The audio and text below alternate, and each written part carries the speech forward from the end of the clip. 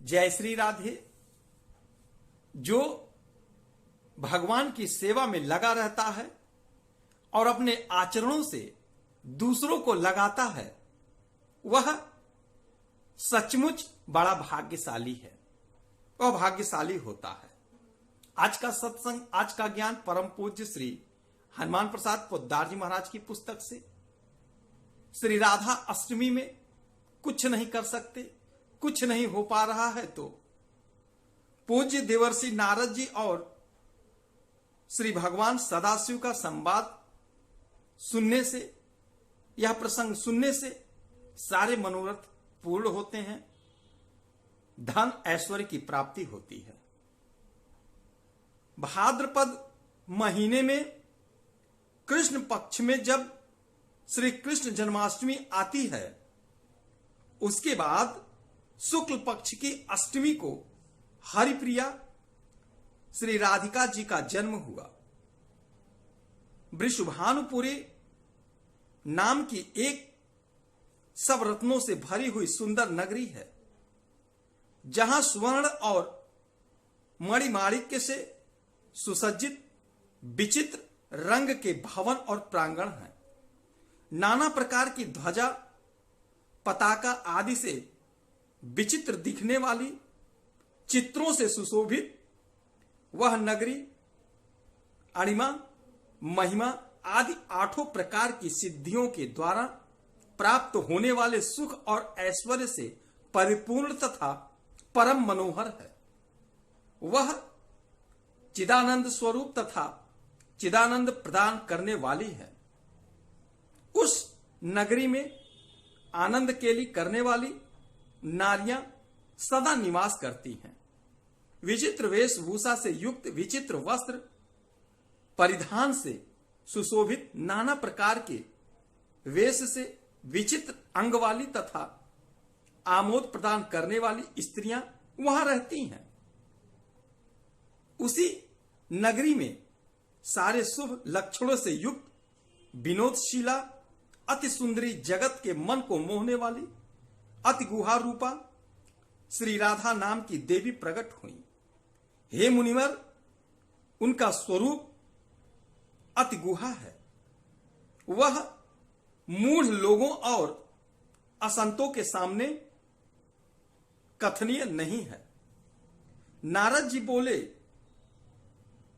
हे महाभाग, मैं आपका दास हूं। प्रणाम करके पूछता हूं, बताइए, श्री राधा देवी लक्ष्मी हैं या देवपत्नी हैं, महालक्ष्मी हैं या सरस्वती हैं? क्या वे अंतरंग विद्या हैं या वैष्णवी प्रकृत हैं? कहिए, वे देवकन्या हैं या देवकन्या ना होकर के वेद कन्या हैं अथवा मुनि कन्या हैं? सदाशिव बोले, हे मुनिवर, अन्य किसी लक्ष्मी की बात क्या कहें? कोटि कोटि महालक्ष्मी उनके चरण कमल की शोभा के सामने तुच्छ कही जाती हैं। हे नारद जी, एक मुख से मैं अधिक क्या कहूं? मैं तो श्री राधा के रूप, लावण्य और गुण आदि का वर्णन करने में अपने को असमर्थ पाता हूं। उनके रूप आदि की महिमा कहने में भी लज्जित हो रहा हूं। तीनों लोकों में कोई भी ऐसा सामर्थ्य नहीं है जो उनके रूपादि का वर्णन करके पार पा सके। उनकी रूप माधुरी जगत को मोहने वाली, अर्थात उनके रूप माधुरी जगत को मोहने वाले श्री कृष्ण को भी मोहित करने वाली है। यदि अनंत मुख से चाहूं तो भी उनका वर्णन करने की मुझ में क्षमता नहीं है। 1,00,000 लक्ष्मी जिसकी दासी हूं, वह लाचकी कहलाती है। इस प्रकार की 1,00,000 लाचकी रमणियों में भी परम ऐश्वर्यमयी श्री राधिका जी हैं। नारद जी बोले, हे प्रभु, श्री राधिका जी के जन्म का महात्म सब प्रकार से श्रेष्ठ है। हे भक्त वत्सल, उसको मैं पूरा पूरा सुनना चाहता हूं। हे महाभाग, सब व्रतों में श्रेष्ठ व्रत श्री राधा अष्टमी के विषय में मुझको सुनाइए। श्री राधा जी का ध्यान कैसे किया जाता है, उनकी पूजा अथवा स्तुति किस प्रकार होती है, यह सब मुझसे कहिए। हे सदाशिव, उनकी चार्या, पूजा विधान तथा अर्चना विशेष सब कुछ मैं सुनना चाहता हूं, कहिए। यंत्र मंत्र स्तुति ध्यान पूजा का स्थान, पूजा का विधान तथा तत्व सेवा अर्चना की विधि बताइए। शिव जी बोले, वृषभानुपुरी के राजा वृषभानु महान उदार थे। वे महान कुल में उत्पन्न तथा सब शास्त्रों के ज्ञाता थे। अणिमा, महिमा आदि 8 प्रकार की सिद्धियों से युक्त श्रीमान धनी और उदारचेता थे। संयमी, कुलीन, सदचार से युक्त तथा श्री कृष्ण के आराधक थे।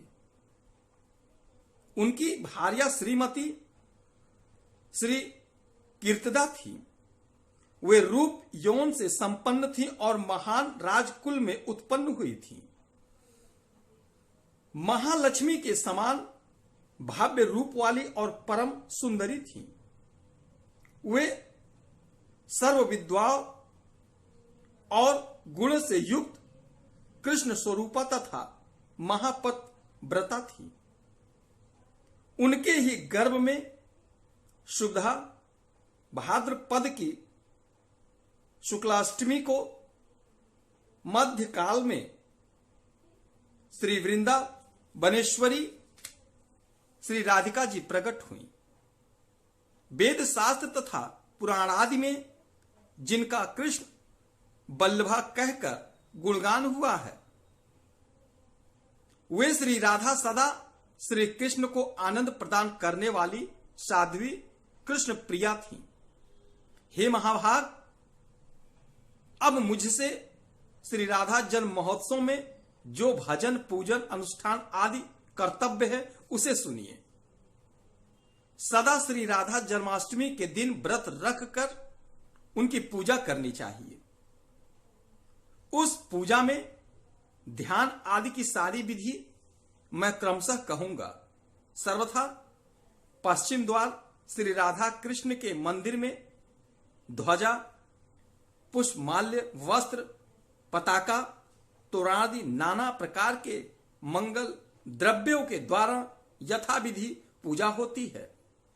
स्तुति पूर्वक सुवासित गंध, पुष्प, धूप आदि से सुगंधित करके उस मंदिर के बीच में 5 रंग के चूर्ण से मंडप बनाकर उसके भीतर षोडश दल के आकार का कमल यंत्र बनाएं। उस कमल के मध्य में दिव्यासन पर श्री राधा कृष्ण की युगल मूर्ति पश्चिमामुखी स्थापित करके ध्यान पाद्य आराध्य से क्रम पूर्वक भली भांति उपासना करके सजातीय भक्तों के साथ अपनी शक्ति के अनुसार पूजा की सामग्री लेकर उनका भक्ति पूर्वक सदा संचित होकर के पूजा करे। हर पल माता का ध्यान करें। माता बड़ी दयालु है, अवश्य दया करती हैं।